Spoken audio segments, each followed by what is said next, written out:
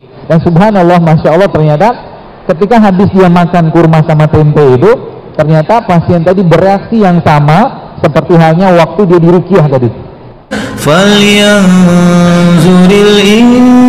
insanu ila ta'amih. Maka hendaklah manusia itu memperhatikan makanannya. Islam memberikan sebuah konsep penyehatan yang sederhana tapi sangat bermakna. Sangat bermakna. Jadi kalau kita ikutin pola-pola itu, sebenarnya banyak penyakit yang bisa hilang.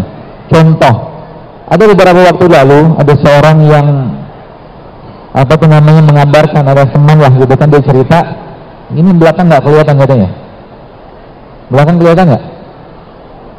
Nggak kedengar, nggak kelihatan. Saya disuruh berdiri katanya. Berdiri aja. Oh baiklah, mengikuti keinginan. Ya baik. Jadi kemarin itu Bapak sekalian, teman-teman, ini saya megang kunyit. Dari tadi saya ngamatin kunyit. Apa nih kunyit ini kan? Nanti kita akan bahas sedikit kunyit. Dan nanti ada resep baru yang belum saya share. Nanti berkaitan dengan kunyit ini untuk memperbaiki badan kita. Baik Bapak sekalian. Jadi kemarin ada beberapa waktu lalu saya bertemu dengan ada kru TV lah. Mereka cerita ada pasien dalam acara mereka, ada ruqyah seperti itu, yang diruqyah, kemudian pasien tersebut ya seperti biasa karena mungkin ada gangguan jin atau sihir, akhirnya bereaksi. Setelah pasien itu tenang, orang itu tenang, teman-teman sekalian, akhirnya si pasien tadi ya dikasih kurma sama tempe yang kita sering buat itu ya, mungkin sudah pernah dengar ya. Jadi pasien tadi dikasih kurma sama tempe, dan subhanallah, masya Allah, ternyata ketika habis dia makan kurma sama tempe itu, ternyata pasien tadi bereaksi yang sama seperti halnya waktu dia diruqyah tadi. Jadi seperti orang kena jin lagi gitu kan. Terus saya tanya kepada mereka, saya bilang, apa komentar ustadznya? Saya bilang. Jadi ustadznya bilang memang ternyata jin tuh nggak suka makanan sehat. Iya, jin tuh nggak suka makanan sehat. Dan waktu ditanya sedikit ya, apa makanan jin itu? Ternyata asap rokok salah satunya. Ya, salah satunya. Ya, jadi saya pernah berpesan, bagi yang merokok, dah Bapak teruskan merokoknya, jangan lupa baca basmalah ketika mau merokok, dan ketika selesai rokoknya ucapkan alhamdulillah.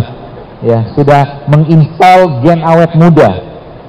Gen awet muda maksudnya memang rokok tuh bikin awet muda, nggak sempat tua mati duluan, awet mudanya kata guru saya gitu.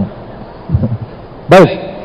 Jadi ternyata memang mereka memang nggak suka. Jadi memang jiwa kita itu, teman-teman sekalian, ya ruh kita ya, atau iman kita itu, kolbu kita sering sampaikan, memang dia nggak suka dengan makanan nggak sehat.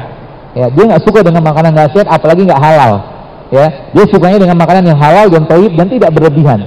Itu sebabnya dalam Islam sering saya sampaikan bahwa dalam kajian-kajian saya sampaikan bahwa masya Allah, ternyata kalau mau ngobatin penyakit itu gampang. Ya, seperti tadi Pak Samsul gitu kan, ngerti ini masalahnya apa gitu kan. Tubuh kita tuh sekarang saat ini kenapa jadi masalah? Karena pertama dia yang justru malah kita tidak banyak kasih nutrisi atau kasih zat gizinya, itu justru malah organ yang paling penting dalam tubuh kita. Organ tersebut namanya apa? Kolbu. Kita nggak tahu organ itu dipakai di mana, tapi Nabi pernah menyebutkan sebuah hadis, kata Nabi apa? Iza sholahat sholat jasad kulluhu wa iza fasadat fasada jasad kulluhu.